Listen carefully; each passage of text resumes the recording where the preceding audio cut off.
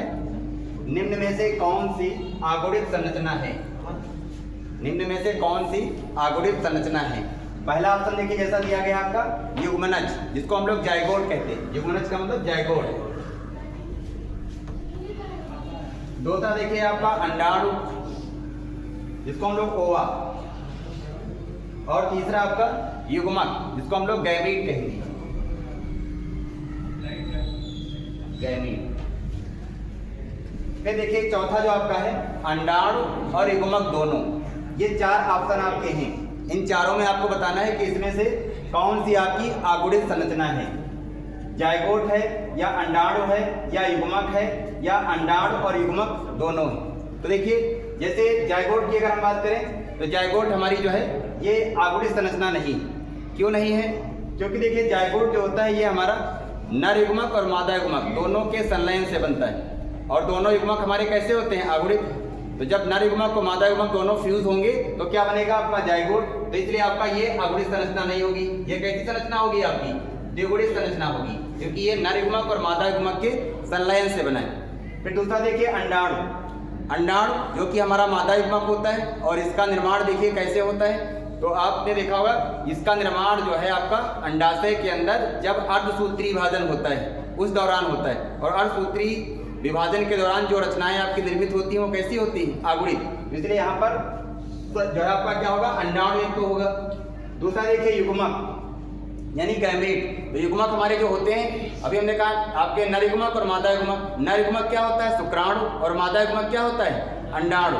तो दोनों जो हमारे युग्मक होते हैं वो अर्धसूत्री विभाजन द्वारा बनते हैं। इसलिए दोनों हमारी कैसी रचनाएं होंगी? आगुणित रचनाएं होंगी। तो यानी यहाँ पर युग्मक भी होगा, है ना। तो यहाँ पर देखिए एक चौथा ऑप्शन दिया है अंडाणु और युग्मक दोनों। तो यहाँ पर जो है कौन सा ऑप्शन सही होगा? चौथा वाला, यानी अंडाणु और युग्मक दोनों। ठीक है, क्योंकि देखिए अंडाणु भी हमारी आगुणित संरचना है और जो हमारे युग्मक होते हैं वो भी आगुणित संरचना है। तो दोनों सही है ना। तो इसलिए दोनों सही है। तो इसलिए हमारा कौन सा ऑप्शन सही होगा? चौथा वाला, क्योंकि चौथे वाले ऑप्शन में देखिए अंडाणु और युग्मक दोनों दिए। ठीक है, इसलिए आपका ये सही होगा।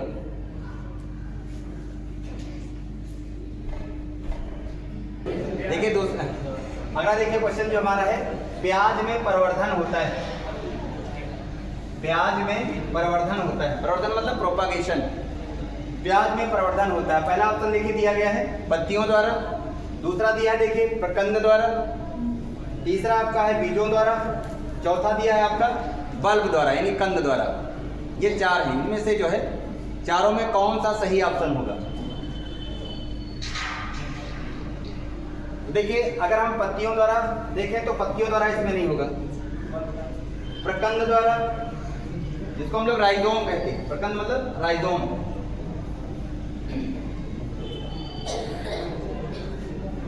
तीसरा देखिए बीज द्वारा, जिसको हम लोग सीड कहेंगे। और चौथा है बल्ब या कंद द्वारा। इन चारों में कौन सा सही होगा?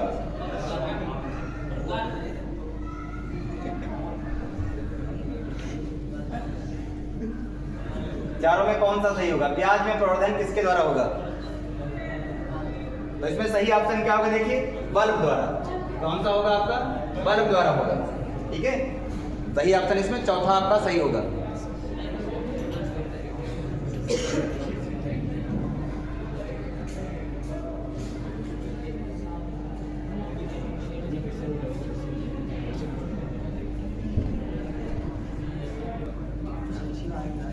चलो फिर भैया,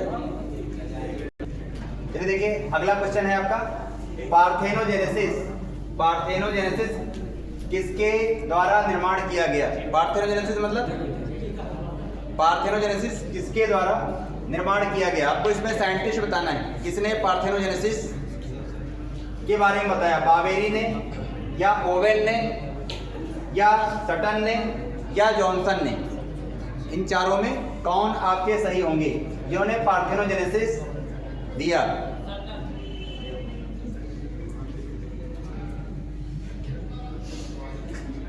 बताइए।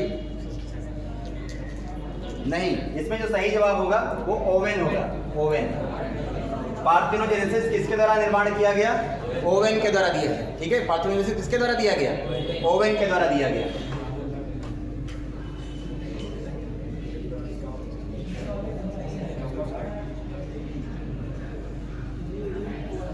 देखिए अगला क्वेश्चन आपका है,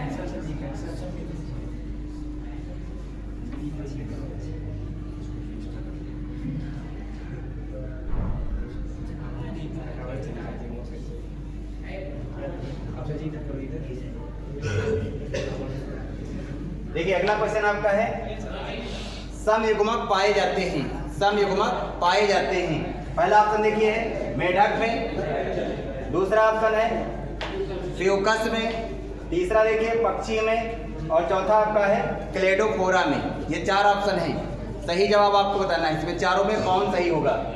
समयुग्मक पाए जाते हैं। समयुग्मक मतलब दोनों युग्मक आपके एक जैसे हों, समान हों। किसमें पाए जाएंगे? मेढक में होंगे, या फ्यूकस में होंगे, या पक्षी में होंगे, या फिर क्लेडोफोरा में होंगे।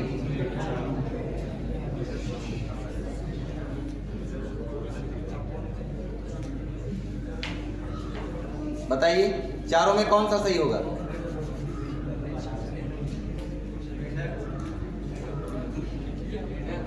क्लेडोफोरा सही जवाब। क्लेडोफोरा समयुग्मक हमारे किस में होंगे? क्लेडोफोरा में होंगे।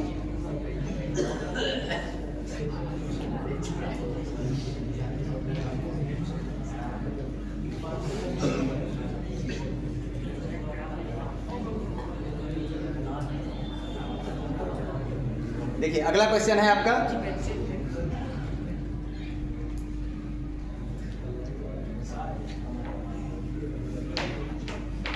अगला देखिए क्वेश्चन है, सूक्ष्म प्रजनन में क्या संभव है? सूक्ष्म प्रजनन में क्या संभव है? सूक्ष्म प्रजनन जिसको आप माइक्रो प्रोपागेशन कहते हैं, इसमें क्या संभव है? पहला देखिए अलैंगिक जनन, दूसरा लैंगिक जनन, तीसरा ए और बी दोनों, और चौथा इनमें से कोई नहीं।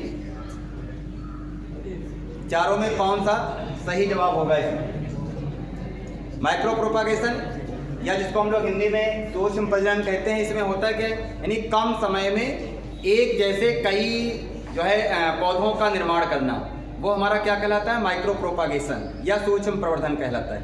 और जो नए हमारे जीव बनेंगे वो बिल्कुल एग्जैक्ट कॉपी होंगे एक दूसरे की, मतलब क्लोन होंगी। तो क्लोन हम लोग किस प्रजनन द्वारा तैयार करते हैं?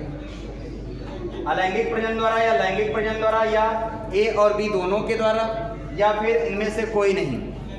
बताइए चारों में कौन सही होगा?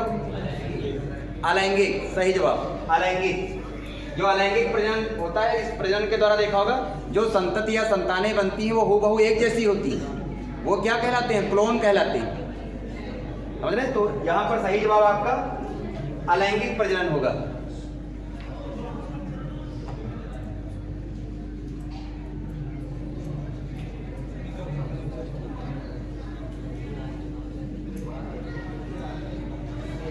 देखिए अगला क्वेश्चन देखिए, अगला है निम्न में से कौन उभयलिंगी प्राणी है? उभयलिंगी समझ रहे हैं? बाइसेक्सुअल, हाँ, जिसमें मेल और फीमेल सेपरेट नहीं होते, नर और मादा जिसमें अलग अलग नहीं होते, जिसमें नर जनन अंग और मादा जनन अंग जो है एक ही बॉडी में पाए जाए, वो हमारे जीव क्या कहलाते हैं? उभयलिंगी कहलाते हैं, है ना? या इन्हीं को हम लोग हर्माफ्रोडाइट कहते हैं। तो हर्माफ्रोडाइट इसमें कौन होंगे? देखो मुर्गी, पहला ऑप्शन देखिए है मुर्गी, दूसरा सांप, तीसरा ए और बी दोनों, चौथा है केचुआ। तो इसमें देखिए सही जवाब इसमें जो आपका होगा क्या होगा? केचुआ। केचुआ हमारा क्या होता है? देखिए हर्माफ्रोडाइट होता है, उभयलिंगी होता है।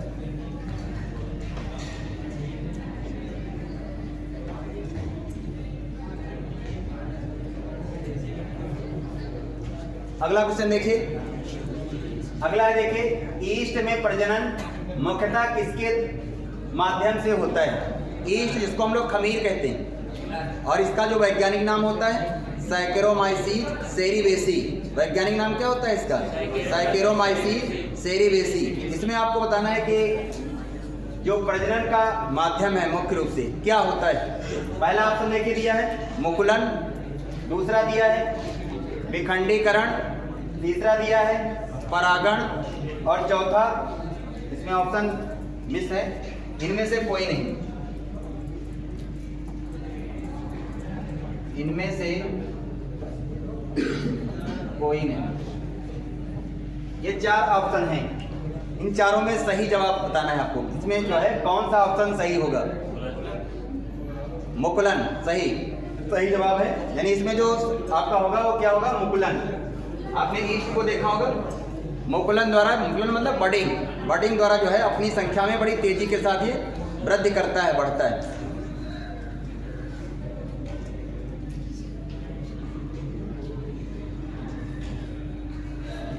अगला क्वेश्चन देखिए, अगला देखिए, युग्मक सामान्यतः किस प्रकार के होते हैं? युग्मक सामान्यतः किस प्रकार के होते हैं? युग्मक मतलब गैमेट, आपको बताना है किस टाइप के होंगे।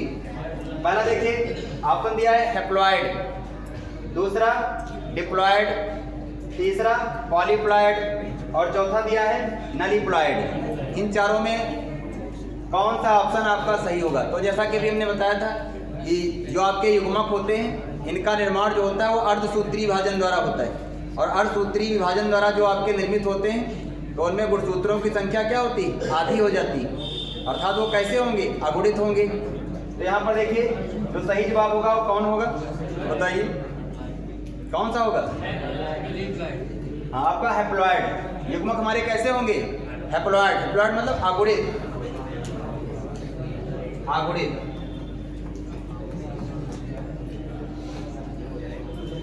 तो यहाँ पर आपका जो सही जवाब होगा वो पहला होगा, ठीक है। युग्मक हमारे अगुणित होंगे। अभी जैसा कि मैंने बताया था युग्मक हमारे 2 प्रकार के होते हैं, एक नर युग्मक, एक मादा युग्मक। अगर हम मनुष्यों में देखें तो नर युग्मक हमारा क्या होता है? शुक्राणु, और जो मादा युग्मक होता है वो आपका अंडाणु होता है ना। और दोनों हमारे जो युग्मक होते हैं इनके बनने की क्रिया क्या कहलाती है?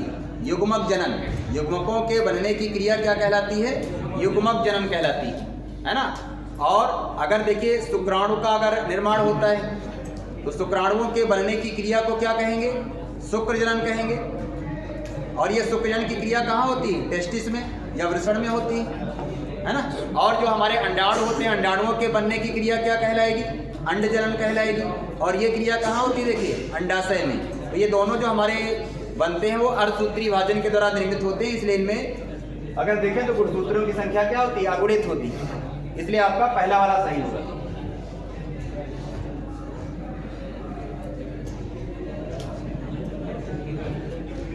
अगला क्वेश्चन देखिए, अगला दिया है निम्नांकित किसमें पादप काय अगुणित होता है? आपके कुछ पौधे दिए गए, आपको बताना है कि कौन इसमें अगुणित होता है, किसकी जो है प्लांट बॉडी या पादप शरीर आपका अगुणित होता है।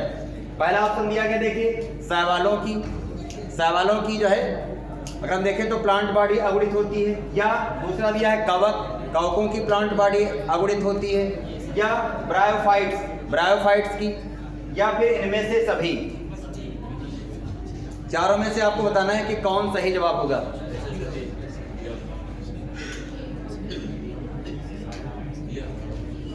बताइए जल्दी से।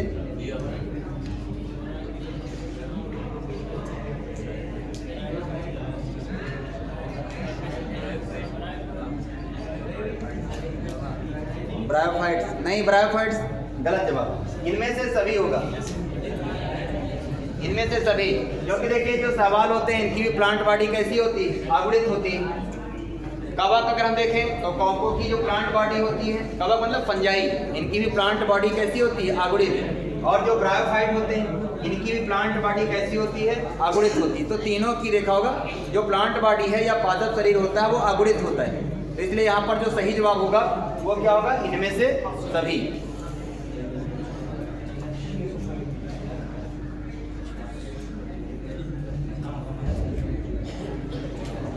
देखिए अगला क्वेश्चन देखिए, अगला है अदरक में कायिक प्रवर्धन किसके द्वारा होता है?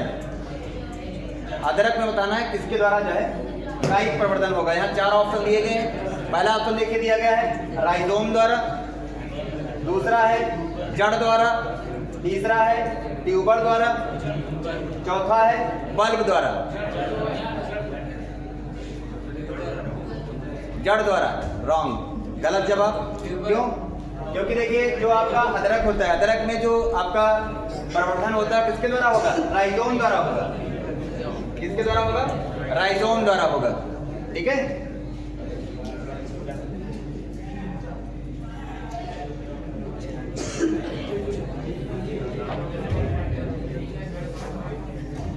अगला देखिए, कंद। कंद जिसको आप ट्यूबर कहते हैं, ट्यूबर। कंद जिसको हमने कहा ट्यूबर कहा जाता है, ट्यूबर। कंद किसका रूपांतरण है? कंद यानी ट्यूबर किसका रूपांतरण है? पहला आप तो देखिए कली का रूपांतरण है, दूसरा जड़ का रूपांतरण है, तीसरा तना का रूपांतरण है और चौथा संचयित जड़ का रूपांतरण है। इन चारों में कौन सा आपका सही होगा?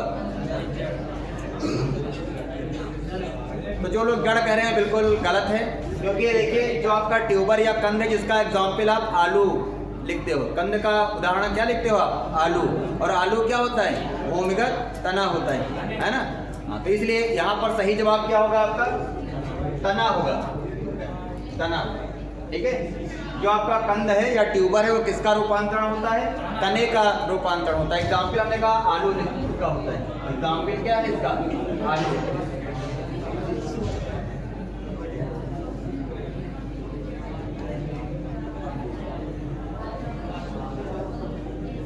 अगला क्वेश्चन देखिए, अगला है काजू निम्नांकित में से कैसा फल कहलाता है? काजू निम्नांकित में से कैसा फल कहलाता है? पहला ऑप्शन देखिए एथाल, दूसरा देखिए नट, तीसरा है मैरी, चौथा है सभी।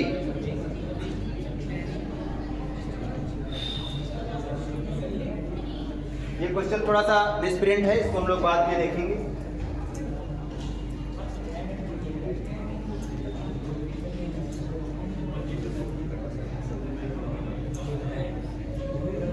अगला देखिए, अगला क्वेश्चन देखिए, जमेऊल निर्माण किसमें होता है? जमेऊल से निर्माण किसमें होता है? पहला ऑप्शन देखिए ईस्ट में होता है, दूसरा हाइड्रा में होता है, तीसरा अमीबा में होता है, चौथा स्पंज में होता है। इन चारों में से कौन सा आपका होगा जिसमें जेम्यूल का फॉर्मेशन होता है, जेम्यूल का निर्माण होता है? चारों में से कौन सा आपका सही होगा?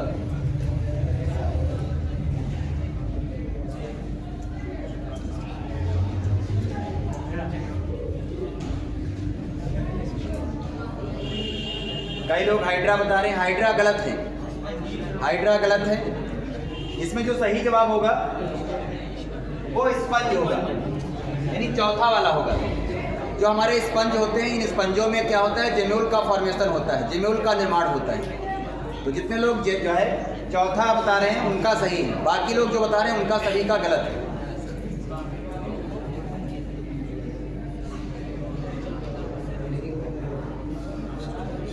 अगला क्वेश्चन देखिए, अगला क्वेश्चन है शुक्राणुओं के निर्माण में कितने अर्धसूत्री विभाजन? 124 शुक्राणुओं के निर्माण में कितने अर्धसूत्री विभाजन की आवश्यकता है?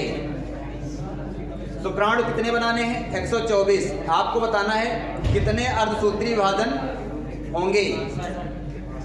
पहला देखिए, पहला ऑप्शन है 124, दूसरा है 31, तीसरा है 23 और चौथा है 62 यानी 62।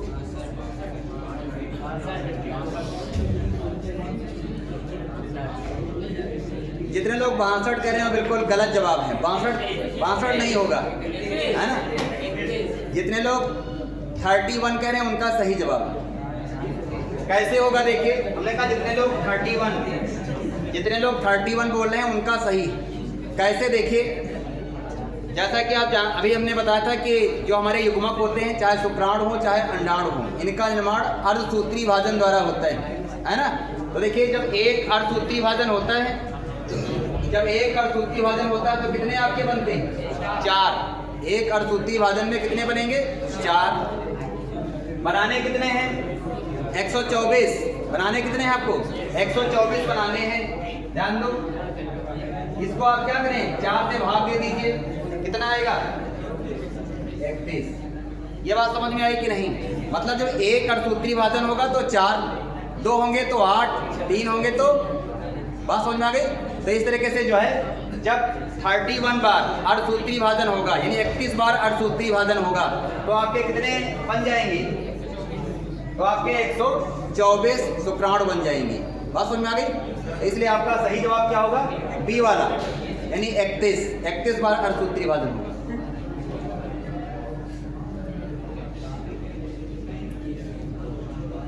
अगला क्वेश्चन देखिए। अगला है केचुआ प्राणी है। केचुआ, जिसका जूलॉजिकल नेम अगर हम देखें, जंतु वैज्ञानिक नाम अगर इसका हम देखें तो क्या होता है? फेरिटोमा पॉस्थोमा। किस संघ का जंतु है? एनिलिडा संघ का जंतु है ना। तो ये केचुआ कैसा प्राणी होता है? पहला ऑप्शन देखिए, एकलिंगी होता है, दूसरा नपुंसक, तीसरा अलिंगी, चौथा द्विलिंगी। द्विलिंगी, जिन्होंने द्विलिंगी कहा है उनका बिल्कुल सही जवाब द्विलिंगी होगा। ठीक है, क्योंकि इसमें मेल और फीमेल देखा होगा सेपरेट नहीं होते, दोनों जनन अंग एक ही बॉडी में पाए जाते हैं, इसलिए केचुआ हमारा सही जवाब होगा इसका।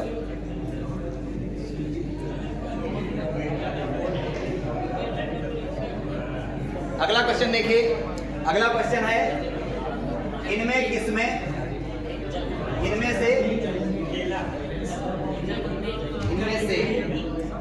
इनमें से किसे बंगाल का आतंक कहा जाता है? इनमें से किसे बंगाल का आतंक कहा जाता है? पहला देखिए ब्रायोफिलम, दूसरा अगेव, तीसरा जलकुंभे, चौथा देखिए केला।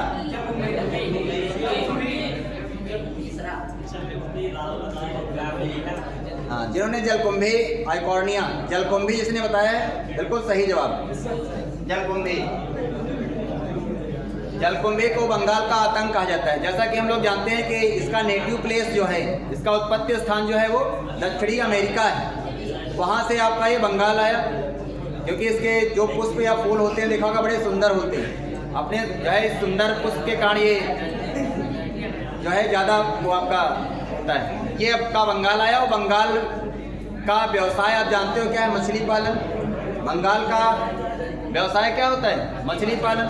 और ये जो आपकी जलकुंभी होती है इसमें बड़ी तेज़ी के साथ वृद्धि जनन होता है, बड़ी तेज़ी के साथ ये अपनी संख्या में वृद्धि करता है।